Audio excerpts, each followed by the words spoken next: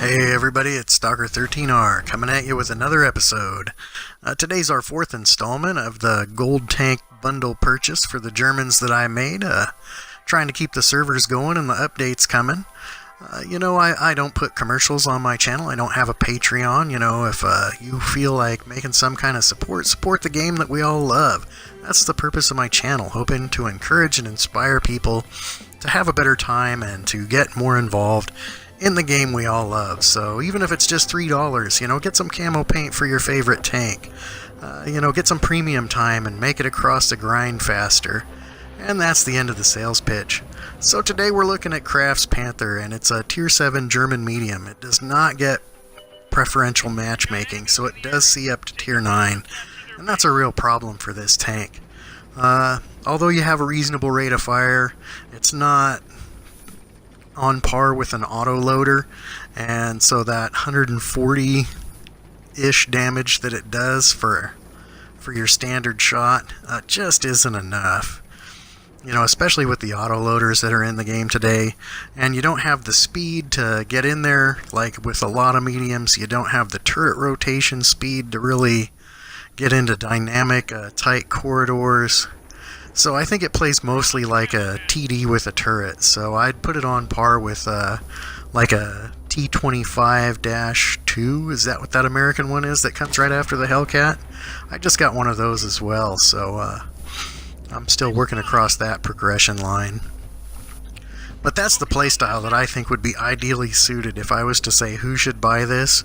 If you're a TD player and you want a turret, then I would get this.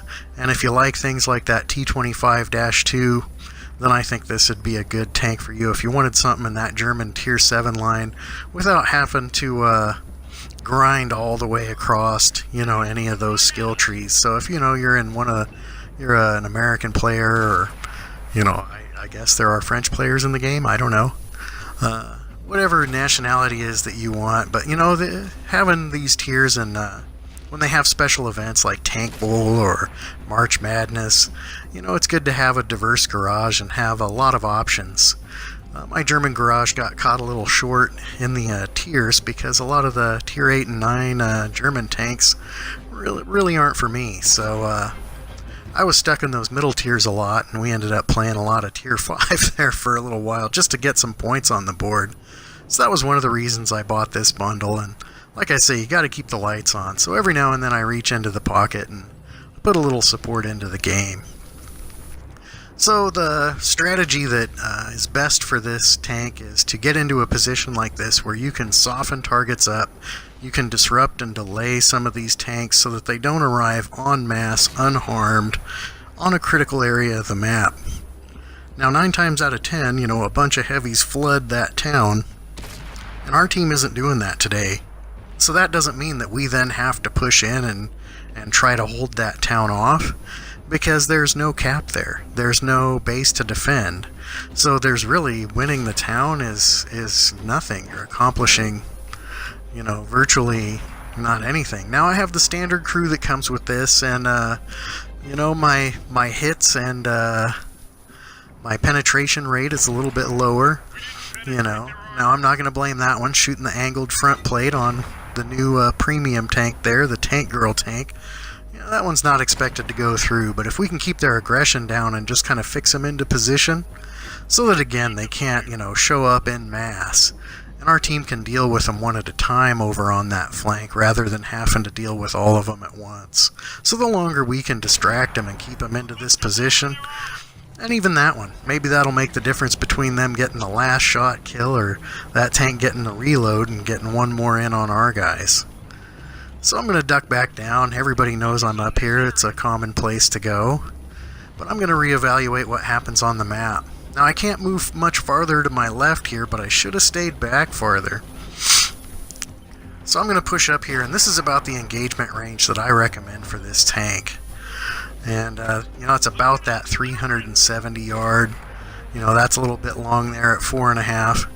I go ahead and take those shots, even though I know my aiming circle isn't collapsed, but he'll be gone by the time it does. You never know. I've got plenty of rounds on board, so I don't have to be cheap with them. And I can just let him fly. Can be a little more bold with them. And you can see that new crew here at 488 struggling a little bit. But I'm still getting every other one in, and I've got plenty of rounds on board, so running out isn't really a consideration. So we'll clean up a couple of kills down there. It's better than letting them get the reload and getting another one off. So, even if we're just putting that first one in like we did on Tank Girl and hoping that it pays off for somebody else getting that last shot on them, we'll go ahead and clean these kills up too. Now here's where I make that mistake and I push too far forward, knowing that I can't expose over here on the left side because of the tank activity. At 7.9, I should know better than to stick my nose out here, especially in this vehicle. I should know that I'm going to get long-range fire from that side of the map, especially since our team isn't over there distracting them. With this tank, you really want to stay on the edge of your visual range and spotting range. And you want to use those corridors where you're only dealing with one or two tanks at a time. So I kept this tank to show that my individual performance with this tank is caused by my playstyle, and I make some mistakes like this from time to time in that tactical positioning. And, that's why I have the luck with it that I do. That, and we're going to take enough rounds here that it'll explain why the Kraft's Panther, the graphics on this tank, it's all shot up and it's beaten up. And, I took quite a few shots there, so I figured that'd make a good visual representation for what we had going on there. So I started out doing the right thing here, knowing that I had gone too far forward too soon with that last one. I thought I'd come back up here and get in.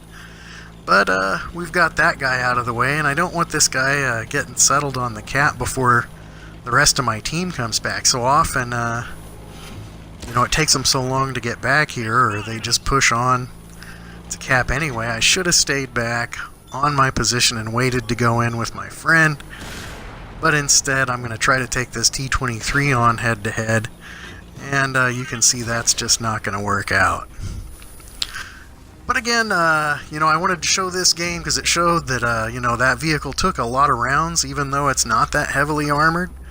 And we were middle tier on this game, so that's how they usually go. And if you don't stay back and have that discipline to maintain that TD role, if you want to go in like you're a medium and get it done, or if you think you're going to act like a light tank like a Pegasus GR here with 2 stripes on the barrel, shout out to you. Fortunately enough, we were able to distract the enemy long enough that a great player like this could get the win on the board for us, and we really appreciate that. And that's usually the role I find filling with the Kraft Panther myself, is that I'm playing some kind of supporting role, trying to just soften the enemy up while they're moving into a position, or getting some finishing off kills so that they don't get that one more round off on the reload. And good players like this can finish the games up for us if our sacrifice was enough.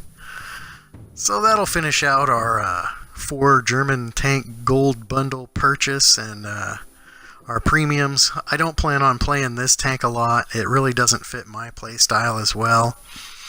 I think preferential matchmaking would have been a great thing for this tank, because facing tier 9s is just not something you want to do. Even with the rate of fire, like I say, 150 damage, just not enough. It's penetration against tier 9s, just not enough. So, there we had an average performance and an average game that explained why the graphics are so shot up on this tank in the end. And it can also give you perspective of where I'm coming from, and where I say, hey, this is my recommendation for or against a tank. Well, this is how I play it.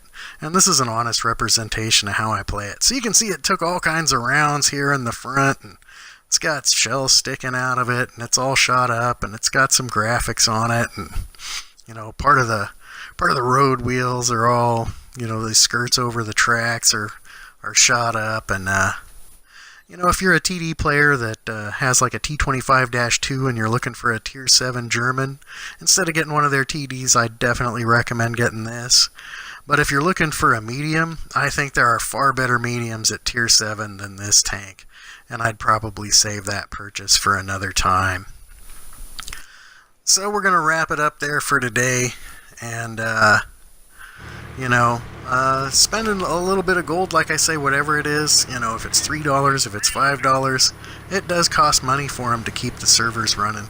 They are doing updates and they're keeping the game fresh the best that they can.